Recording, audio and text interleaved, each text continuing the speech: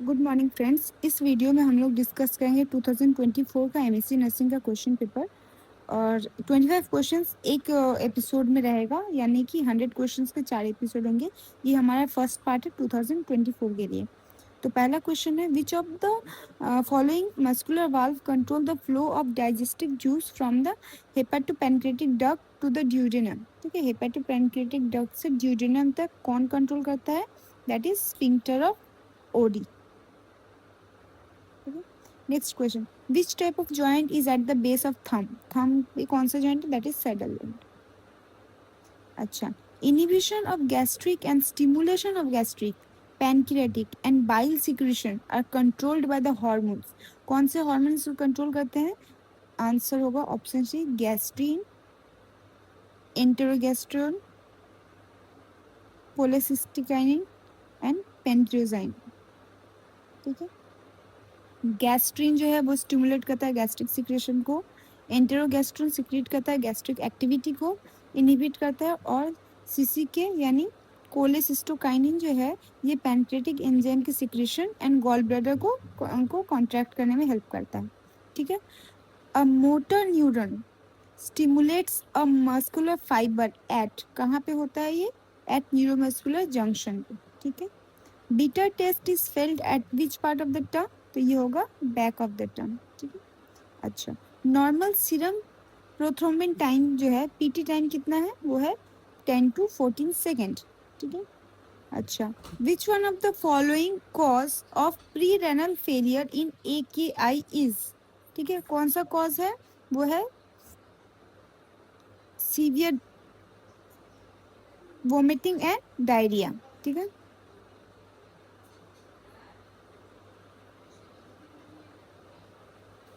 अब severe vomiting and diarrhoea क्या करता है? फ्लूइड लॉस और डिक्रीज द रेनल परफ्यूजन, जिसके कारण प्री रेनल एक्यूट किडनी की इंजरी हो सकता है। Next question, toxic shock syndrome जो है is a severe disease that is caused by, कैसे कॉज होता है? ये कॉज होता है by the toxin which is produced by staphylococcus aureus. तो इसका आंसर होगा option B.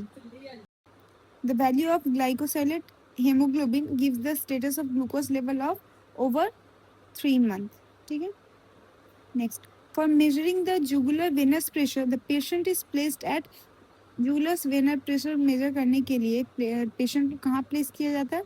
Semi Fowler position में, जिसमें हेड जो होगा वो 30 से 45 डिग्री के बीच में रिक्लाइन रहेगा। ठीक है, अच्छा, oedema of optic nerve is termed as, क्या बोलते हैं इसको? पैपिलोडेमा। ठीक है, after arthroscopy of the right knee, in which position the nurse would place the client's affected leg? किस पोजीशन में रखा जाएगा? Elevated and knees extended. ठीक है, ताकि स्वेलिंग कम हो और सर्कुलेशन प्रोमोट हो। अच्छा, stress ulcer after severe burn is called, ठीक है, इसको बोलते हैं कर्लिंग अल्सर।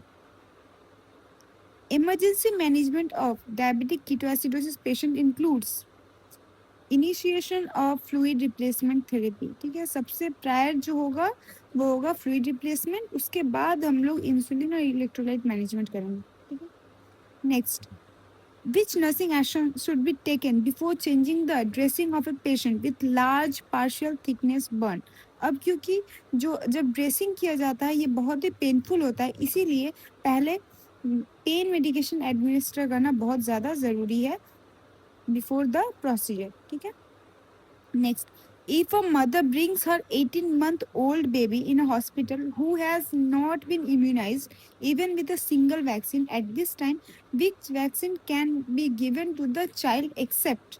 ठीक है, कौन सा वैक्सीन दे सकते हैं एक्सेप्ट, कौन यानी कि कौन सा नहीं देना है? तो इसका आंसर होगा मिजल्स। मिजल्स इससे बहुत पहले दिया जाता है। ठीक है, next, mini pills is usually advised for, किसके लिए एडवाइस किया जाता है? लैक्टेटिंग मदर के लिए एडवाइस किया जाता है, बिकॉज ये ब्रेस्ट फीडिंग में इंटरफेयर नहीं करता है, तो इसीलिए लैक्टेटिंग मदर को एडवाइस किया जा सकता है। अच्छा, quarantine means healthy individual after exposure to disease are kept under observation for longest incubation period of the disease. तो क्वारंटाइन कौन सा मेथड है? क्वारंटाइन एक सेकेंडरी प्रिवेंशन मेथड है, ठीक है।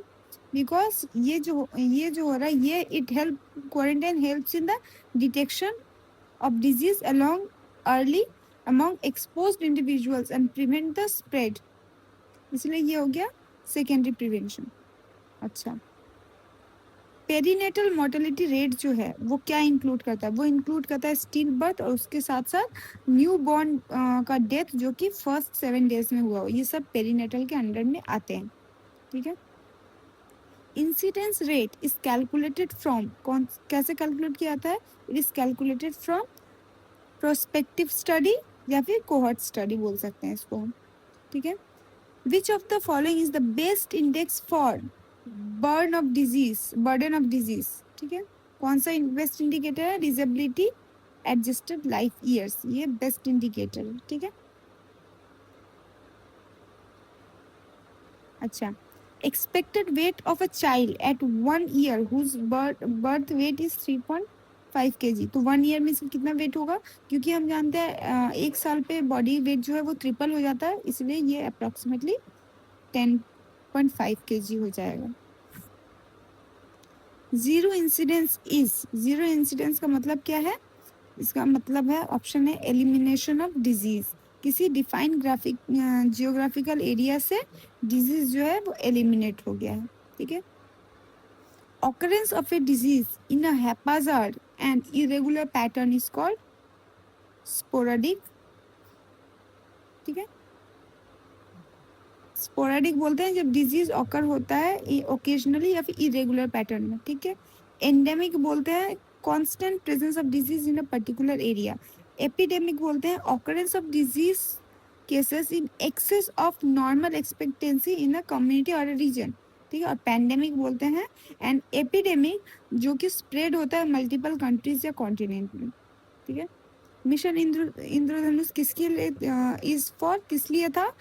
यूनिवर्सल इम्यूनाइजेशन के लिए। बेसिकली मिशन इंद्रधनुष जो है वो गवर्नमेंट प्रोग्राम था जो कि कवर करता है चिल्ड्रन और प्रेग्नेंट वुमेन को, ताकि इंश्योर किया जाए कि सभी बच्चे वैक्सीन इम्यूनाइज्ड है, ओके। नेक्स्ट 25 क्वेश्चंस हम लोग नेक्स्ट पार्ट में डिस्कस करेंगे। Thank you.